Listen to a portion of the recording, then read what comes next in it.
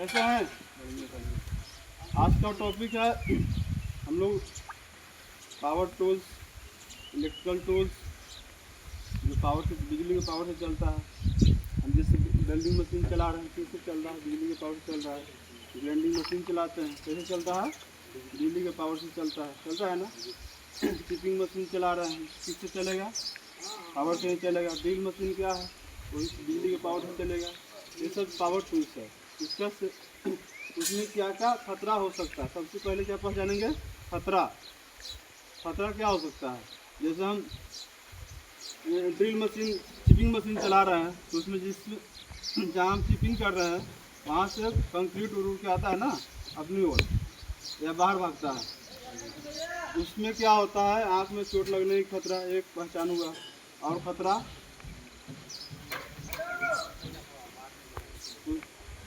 और खतरा हो सकता है कि अब सबसे पहले वो ड्रिल बीट जाता है। ड्रिल बीट कभी कभी क्या होता है, अच्छा से तो नहीं कर पाएंगे, लूज रहेगा तो निकल जाएगा या टूट जाएगा, तो किसी को चोट लगने की खतरा हो जाएगा, हो सकता है ना। फिर यूज़ करने से पहले मशीन चेक करेंगे। उसका क्या चेक करेंगे? मशीन में वायर चेक कर लेंगे, प्लग टॉप चेक करेंगे।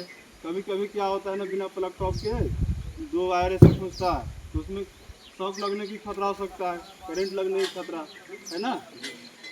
अगर अब कैपेसिटी कम है या ज़्यादा कैपेसिटी वाला चिपिंग करोगे, या ब्लेड कम कैपेसिटी का है, ड्रिल बिट तो टूट जाएगा। मशीन में कभी कभी आग लगने का भी खतरा हो जाता है, होता है ना, ओवरलोडिंग के कारण। ये खतरा हो गया। अब बारिश का भी मौसम है, बारिश में क्या क्या प्रिकॉशन लेना है, क्या क्या खतरा हो सकता है। कभी कभी प्लग टॉप क्या होता है, बारिश में निकाल के छोड़ दिए हो, उसमें पानी घुस गया, आप लगाने जाओगे, पानी उसमें रहेगा हल्का, आप पकड़ोगे बिना हैंड ग्लव्स का, आपको शॉक लगने की खतरा हो सकता है ना। फिर काम करते करते क्या होता है ना, केबल घिस जाता है उसका इंसुलेशन, तो कहीं कहीं वायर कट जाता है। तो पहले चेक करना है वायर कि कहीं कटा है या कटा है, उसके बाद ही यूज में लेना है ना। ये हो गया। अब वेल्डिंग मशीन हमारा वेल्डिंग मशीन है ना। वेल्डिंग मशीन में क्या क्या खतरा है? वेल्डिंग मशीन में खतरा क्या हो सकता है?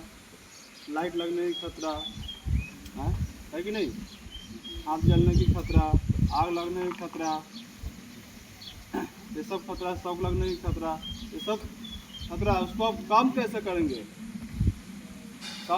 जैसे वेल्डिंग करने के लिए अलग पीपीई आता है, उसके लिए लेदर का hand gloves, face shield, full body apron आएगा, लेदर का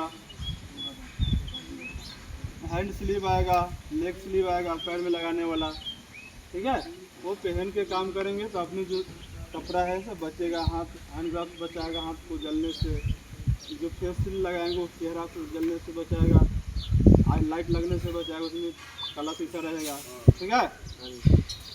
और करने से पहले ये सब बचाव हो गया ना, इस तरह से बचाव करना है, आग ना लगे उसके लिए क्या क्या करना है।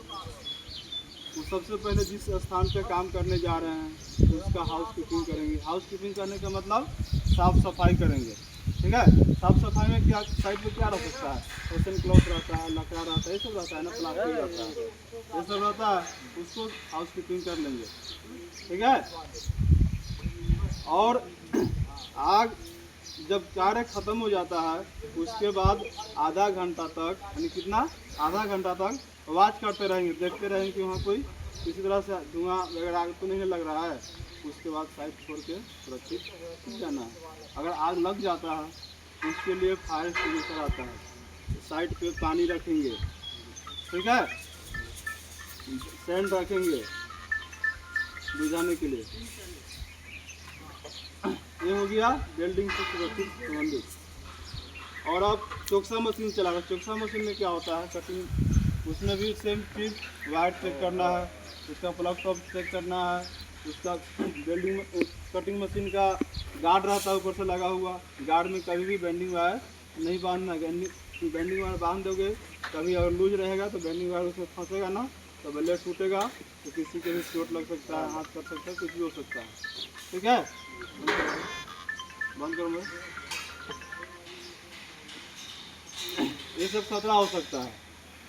अब ब्लेड जब कसते हैं उस टाइम में भी ब्लेड को चेक करेंगे, एक्सपायरी डेट चेक करेंगे, या टूटा हुआ तो नहीं है। टूटा हुआ कैसे पहचान करेंगे? ऐसे देखेंगे ना तो उसमें अगर टूटा हुआ रहेगा तो उसमें स्क्रैच रहेगा, ऐसे ऐसे ठोक के दिखेगा ना तो आवाज़ निकलेगा कैसे अलग टाइप का, तो समझो टूटा हुआ। उसका ब्लेड यूज नहीं करना। अगर ब्लेड कस दी हुई है तो कसने के बाद पहले एक बार चेक करेंगे, तब उसके बाद मशीन सही से काम कर रहा है मशीन काम करेंगे। ठीक है, धन्यवाद। आपका दिन शुभ हो। नेक्स्ट पता मिल जाता है।